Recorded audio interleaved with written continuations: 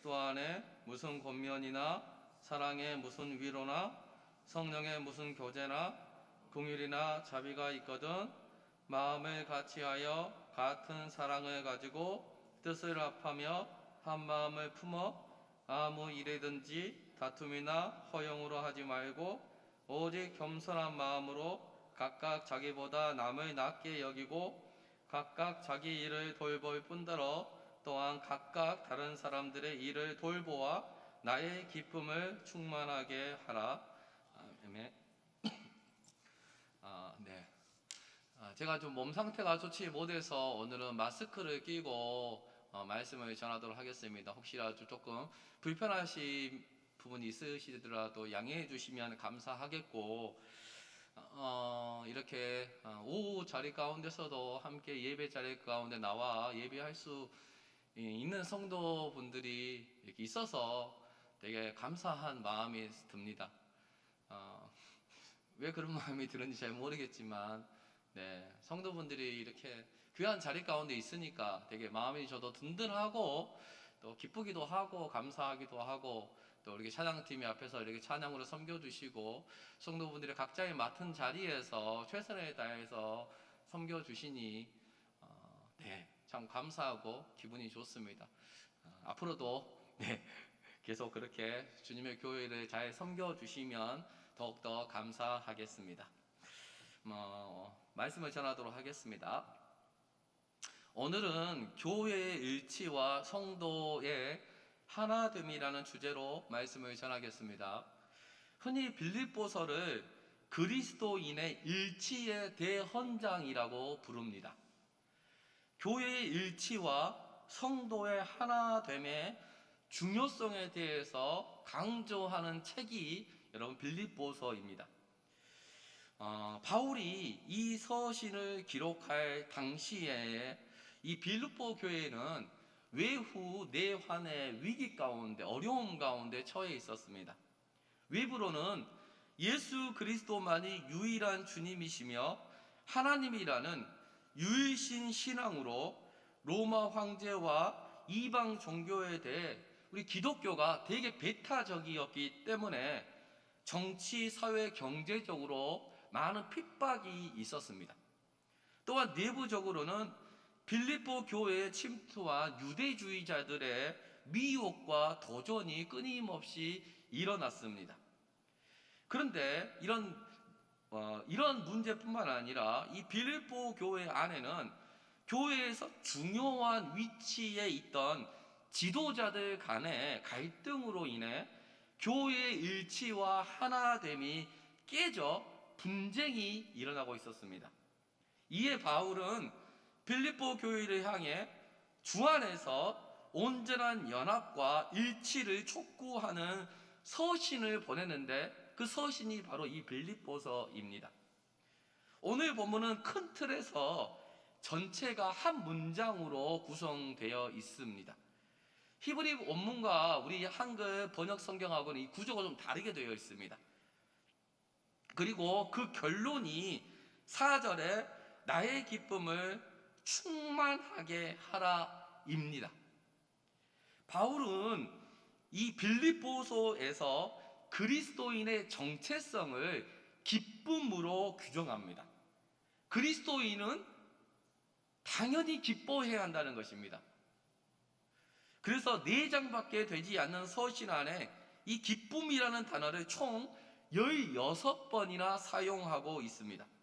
이 말은 빌립보 교회에 기쁨이 상실되었다거나 또는 내후 외환의 어려움으로 주님을 기쁘시게 해드리지 못하는 교회가 되었다는 말이 아닙니다. 빌립보 교회는 많은 어려움과 문제가 있었지만 바울에게 감사와 기쁨을 주는 그런 교회였습니다. 빌립보서 1장 3절에서 4절에 내가 너희를 생각할 때마다 나의 하나님께 감사하며 간구할 때마다 너희 무리를 위하여 기쁨으로 항상 간구함은, 이처럼 바울은 빌립보 교회와 복음 안에서 매우 돈독한 사랑과 애정이 있었고 성도들로 인해서 기뻐하고 있었습니다. 하지만 이 기쁨이 매우 만족할 만한 충만한 기쁨은 아니었습니다. 바울과 교회가 충만한 기쁨을 누리지 못하도록 기쁨을 갉아먹는 것이 있었다는 것입니다. 그것은 외부로부터 오는 박해나 내부의 유대주의자들의 유혹 때문이 아니었습니다.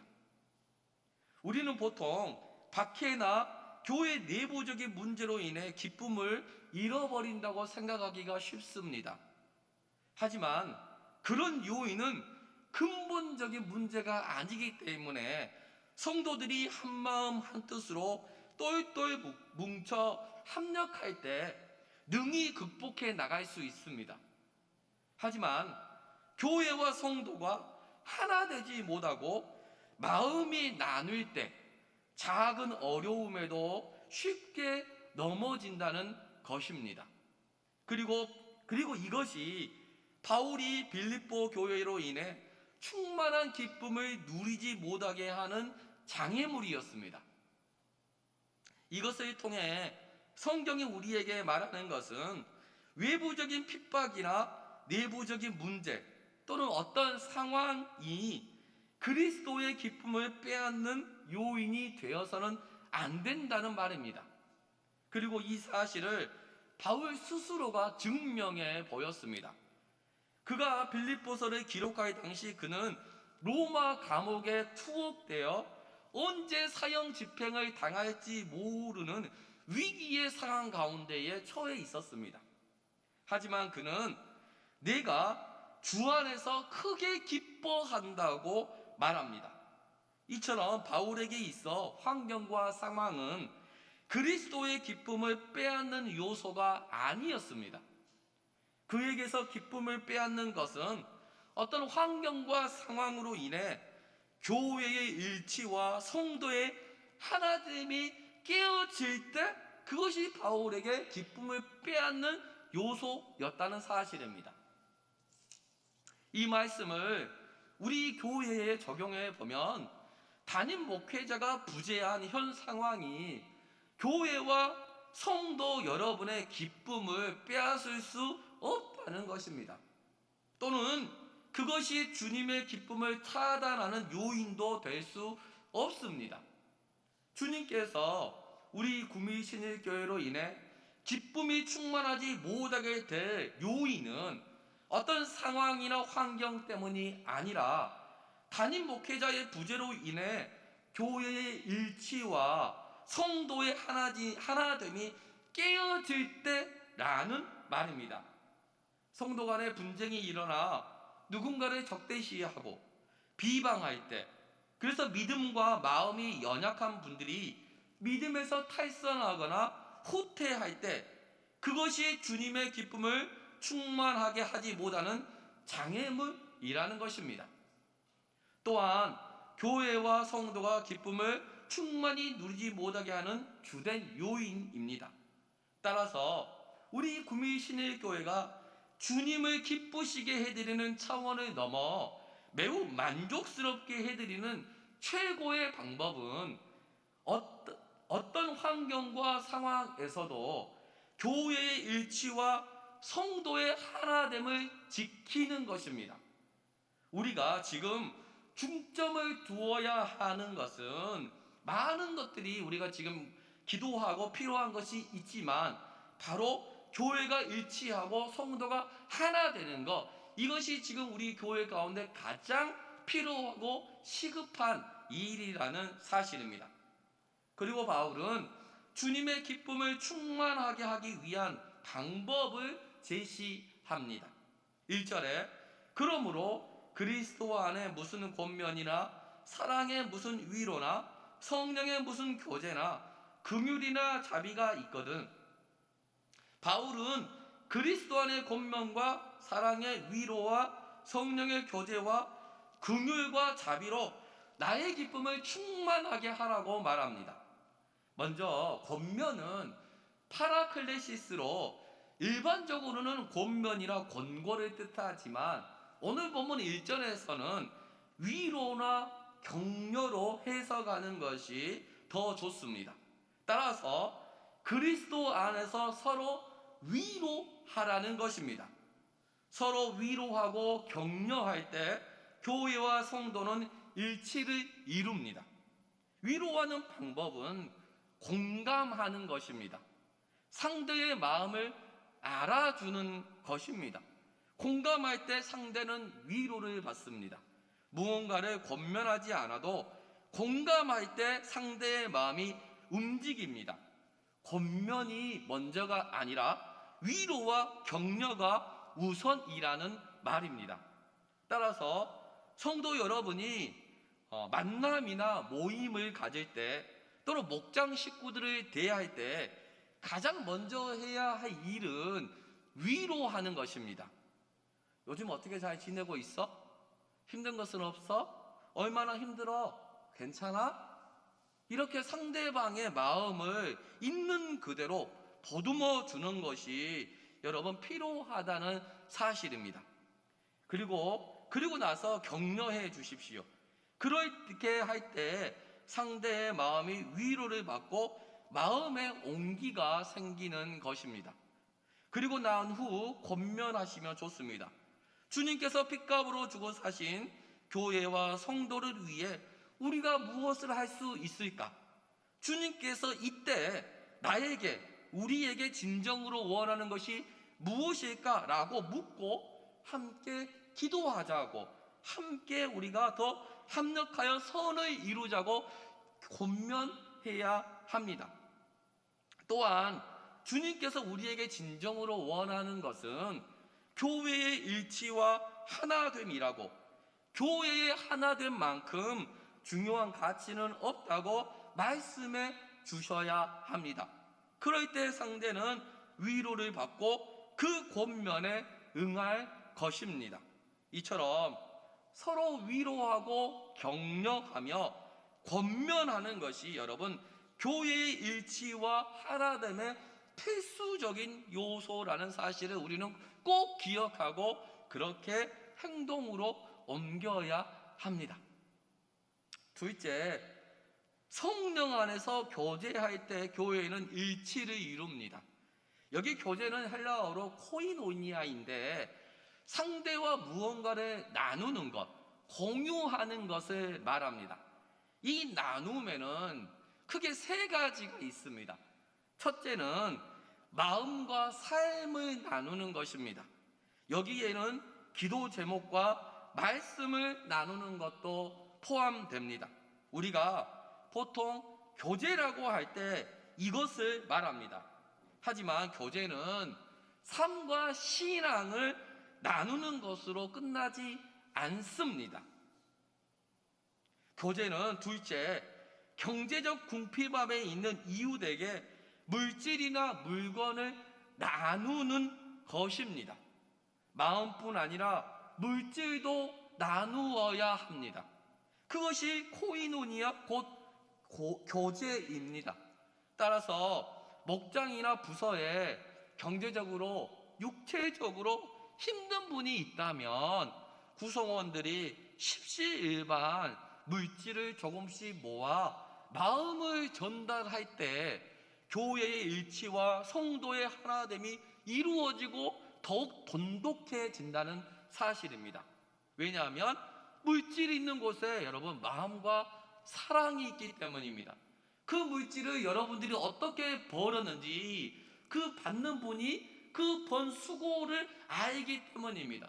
얼마나 나를 사랑하며 얼마나 나에게 관심이 많으면 이 귀한 물질을 나를 위해서 쓸까? 라는 것을 안다는 것입니다. 그것을 통해 교회 안에, 구성 안에 사랑이 더욱더 싹트고 돈독해진다는 것입니다. 그렇게 될 때 교회는 더욱더 하나 되어지고 성도 간의 그 사랑은 더욱더 굳건해지는 것입니다. 이것이 두 번째입니다. 셋째는 공동의 사역에 함께 참여하는 것이 여러분 교제입니다.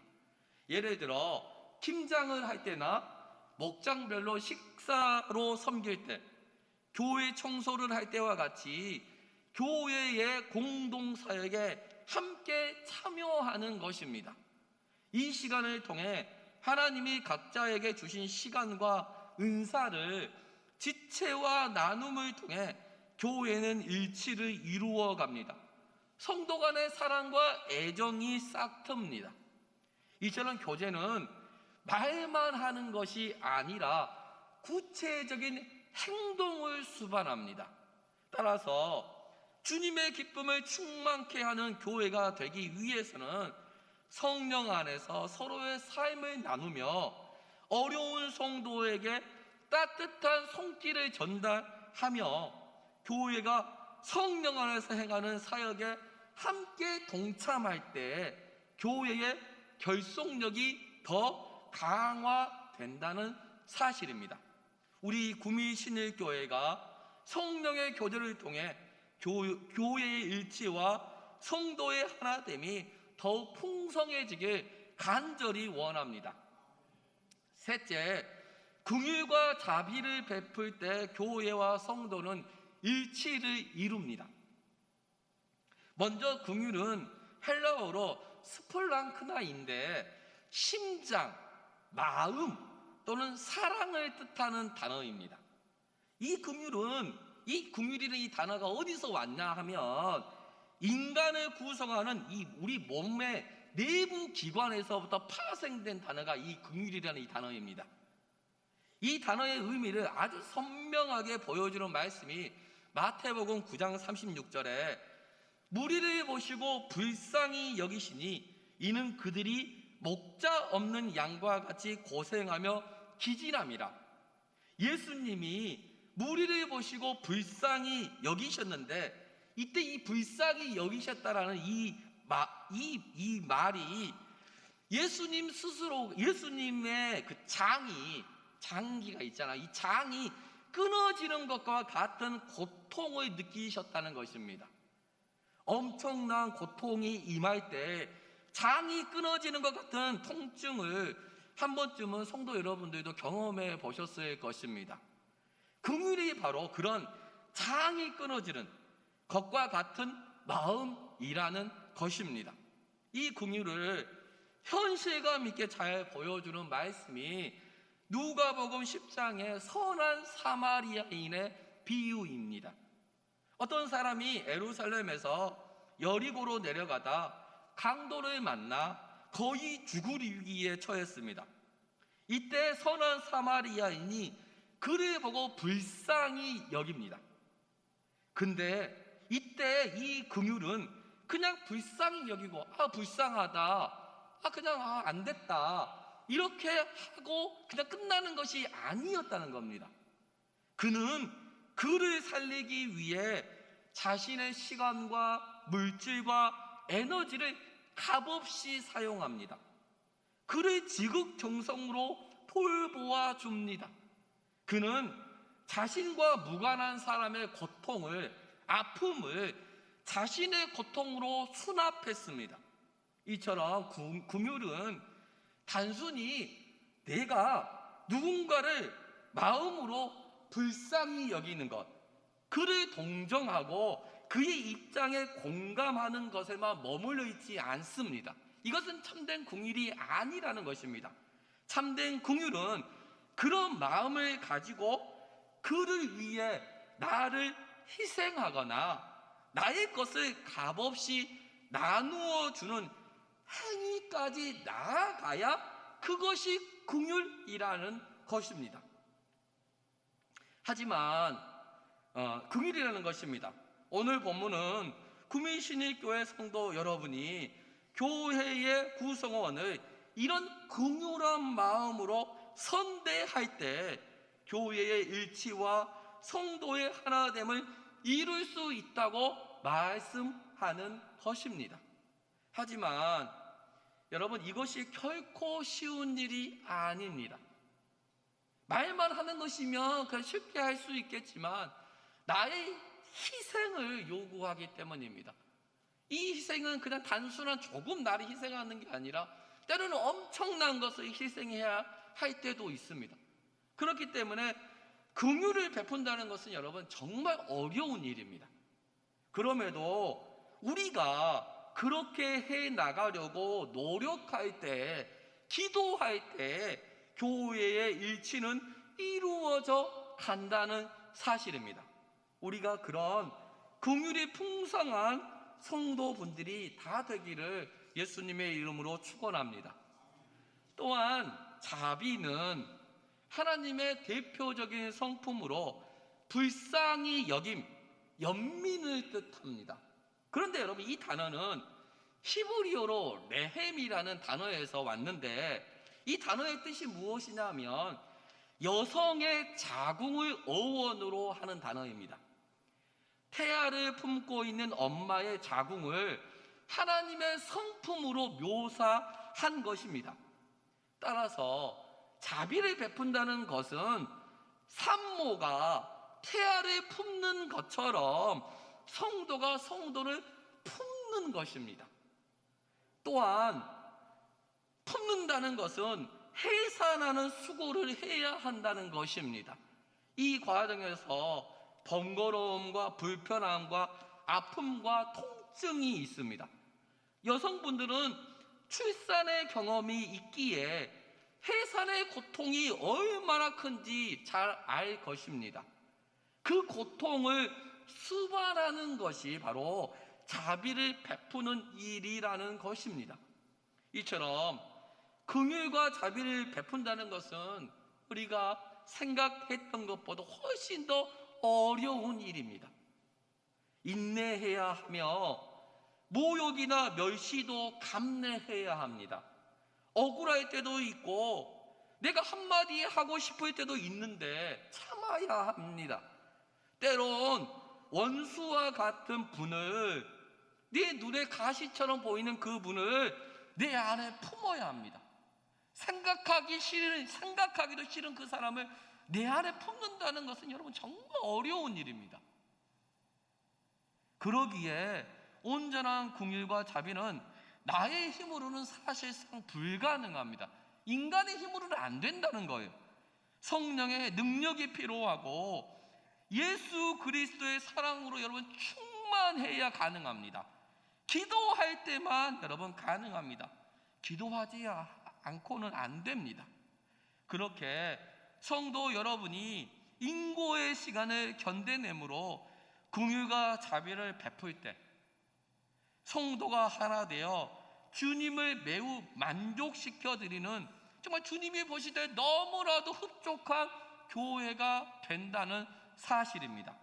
우리 구미 신일교회가 그런 교회로 날마다 자라나도록 우리가 함께 협력하며 서로를 위해서 기도하는 우리가 되기를 간절히 바랍니다.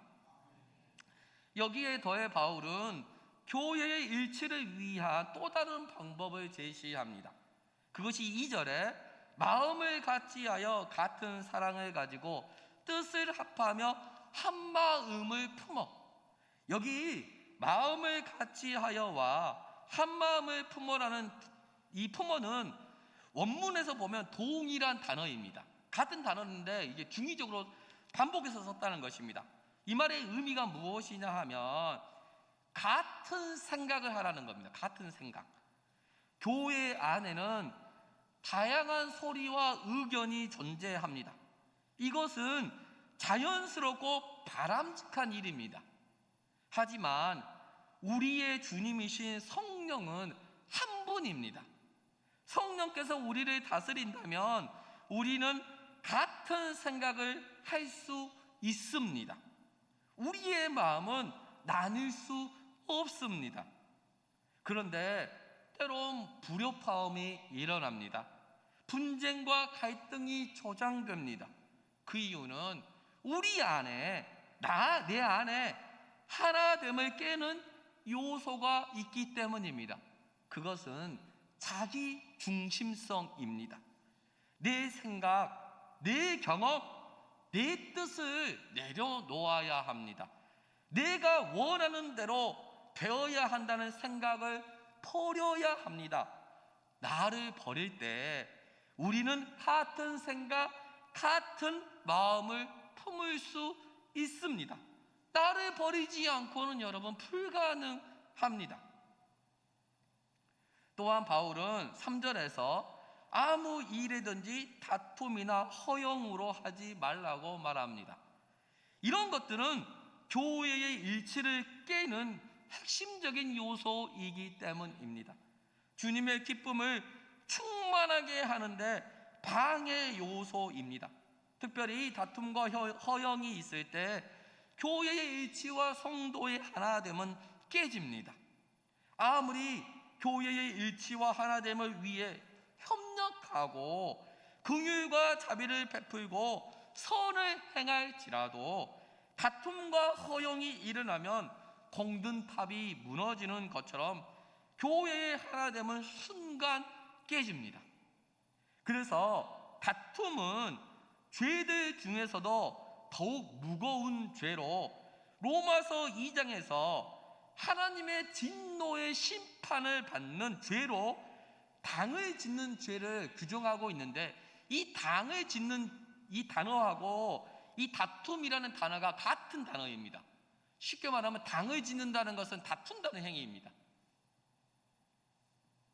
이처럼 다툼은 하나님의 말씀에 순종하지 않고 자신의 이익이나 목적을 이루기 위한 이기적인 태도에서 일어납니다. 즉, 다툼이 일어나는 것은 내가 진리에 순종하지 않기 때문에 다툼이 일어난다는 사실입니다. 또한 자신의 이익이나 목적은 금전적인 것일 수도 있지만 사람을 말로 호려 내 편에 서게 하는 것, 나의 의견에 동조하는 것도 여러분 포함된다는 사실입니다. 이것을 당 짓는 것이라고 말하고, 그럴 때 다툼이 일어난다고 말합니다. 그렇다면 왜 교회에서 다툼이 일어날까요? 앞서 언급했던 것처럼 자기 중심성 때문입니다. 다른 말로 하면 겸손하지 않기 때문입니다. 교만한 자가 모인 곳에 다툼과 분쟁이 일어납니다. 따라서 우리 구민신일교회 성도분들은 겸손함으로 자기 중심적인 사고를 내려놓아야 합니다. 그럴 때 교회와 성도가 하나 된다는 사실입니다. 둘째, 허영은 문자적으로 하면 텅 빈 영광을 말합니다. 이것을 잘 표현해주는 말씀이 잎사귀만 무성한 무화과나무 비유입니다. 예수께서 무화과나무에 잎사귀가 무성한 것을 보고 열매를 기대했지만 정작 열매는 없었습니다. 화려하고 그럴싸해 보였지만 텅 비어 있었습니다. 이 허영은 다툼과 유사하게 자신의 이익과 영광을 추구할 때 나타납니다. 교회는 자신의 욕망과 영광을 추구하는 것이 아닙니다. 타자의 이익과 하나님의 영광을 추구하는 공동체가 바로 교회입니다. 자기의 영광을 구할 때 교회는 분쟁합니다. 분쟁하는 곳에는 사단의 영광이 충만합니다. 교회 사역을 예시로 들면, 교회는 여러분 이중심적 공동체가 아닌 관계중심적 공동체라는 사실을 우리는 꼭 기억해야 합니다. 삼위일체 하나님이 관계적 존재이기 때문입니다. 우리가 하나님의 교회를 섬기고 돌아보며 맡겨진 자리에서 충성하는 것은 여러분 매우 중요합니다. 하지만 때론 그 사역에 과몰입하다 보면 함께하는 지체의 마음을 헤아리지 못하고 힘들게 하는 경우가 때로 발생할 수 있습니다. 옆 지체를 사역의 도구로 전락시키기도 합니다.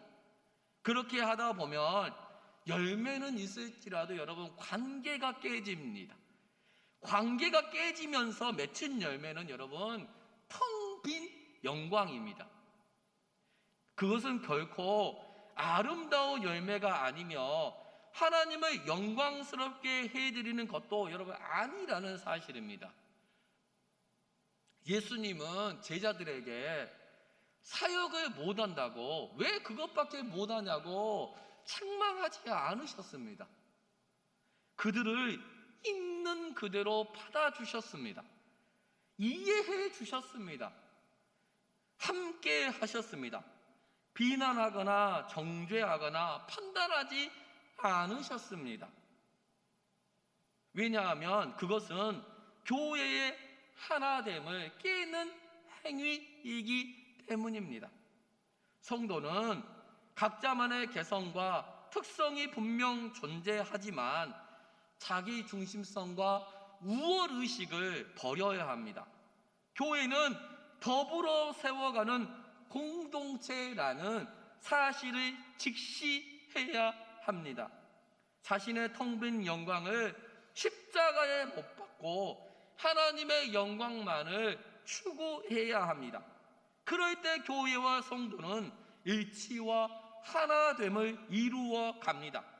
우리 구미신일교회가 그런 교회로 날마다 성숙해 가길 간절히 원합니다. 따라서 하나님을 기쁘시게 하기 위한 방법은 3절 후반부에 겸손한 마음으로 각각 자기보다 남을 낮게 여겨야 합니다. 겸손한 사람은 판단하지 않습니다. 비난하거나 정죄하지 않습니다.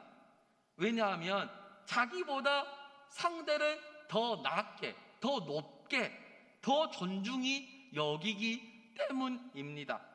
반대로 교만한 사람은 판단하고 비난하고 정죄합니다.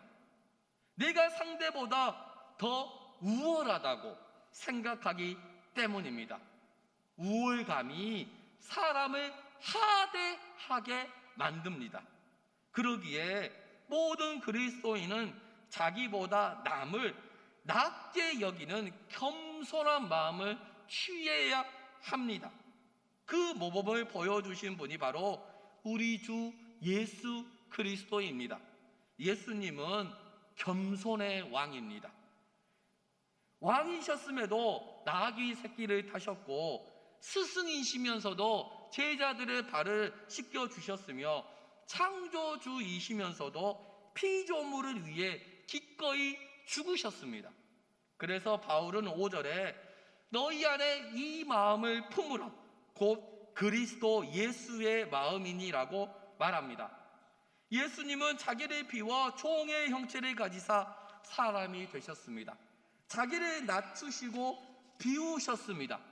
따라서 예수 그리스도의 마음 없이는 우리는 겸손해질 수 없습니다. 겸손해야 교회는 하나 됩니다. 겸손해야 교회는 기쁨이 가득합니다. 겸손해야 교회는 하나님의 영광으로 충만하다는 사실을 우리는 기억해야 합니다. 마지막으로 교회가 일치를 이룰 수 있는 방법은 4절에 각각 자기 일을 돌볼 뿐더러 또한 각각 다른 사람들의 일을 돌보아 나의 기쁨을 충만하게 하라. 예수 그리스도의 기쁨을 충만하게 하는 것은 자기 일을 돌보는 것과 다른 사람들의 일을 돌볼 때 가능하다는 것입니다. 여기 돌보다라는 말은 추시하다, 보다, 관찰하다라는 뜻입니다.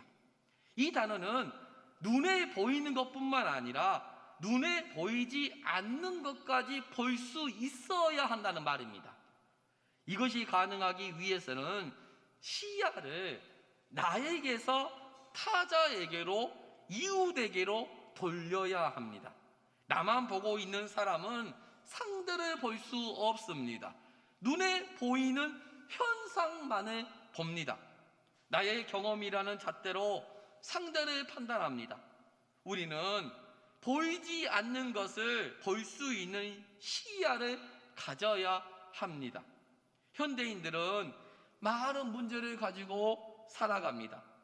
남모를 아픔이 각자마다 있고 뜻모를 환난으로 인해 마음이 미어지는 분들도 우리 성도들 분들 가운데 분명히 있을 것입니다. 따라서 우리는 상대의 허물을 보는 것에 민감한 것이 아닌 상대의 아픔과 슬픔을 보는데 민감해야 한다는 것입니다. 관찰해야 하며 주의 깊게 살펴야 합니다. 애정과 관심을 쏟아야 합니다. 현재 우리 교회 안에 돌봄이 필요한 분들이 여러분 많이 있습니다. 그럼에도 불구하고 참 감사한 것은 우리 모든 성도분들이 그 돌봄을 지금 아주 잘 감당하고 계시는 것 같아서 참 감사합니다.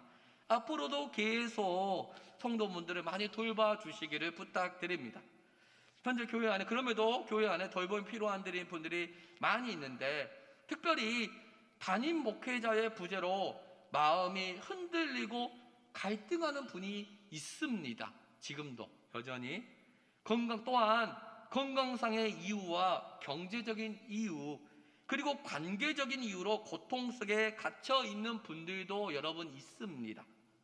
또한 사단의 시험에 들어 모이기에 힘써야 되는데, 여러분 교회가 어려울 때는 더 많이 모이고 더 많이 교제하고 더 많이 예배를 해야 되는 게 여러분 맞는 건데, 마음이 힘들어서 또한 사단의 시험에 들어서 모이기에 힘쓰지 않고 방황하는 분들도 여러분 있습니다. 우리는 그런 분들을 볼 수 있어야 합니다. 그들을 찾아가 위로하고 격려하며 권면해야 합니다.